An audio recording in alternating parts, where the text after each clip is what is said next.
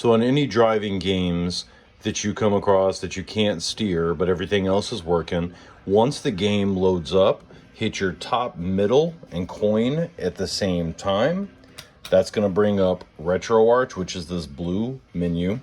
What you're going to do is you're just going to go down to controls, hit A, which is your bottom middle, go to, and you will have to do this for each of the players. But port 1 controls, of course, is player 1. Port 2 is player 2, 3, 4, and so on. So all you're going to do is hit A on port 1 controls. Go down to where it says up, down, left, right. And all you're going to do is assign control stick Y minus for up, control stick Y plus for down, control stick X minus for left, and control stick X plus for right.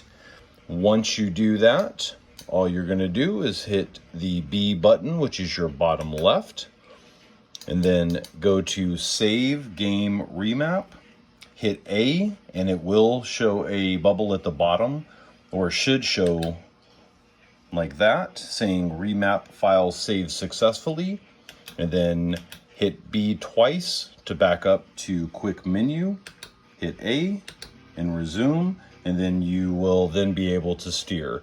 Like I said, you may have to do that on some of the racing games.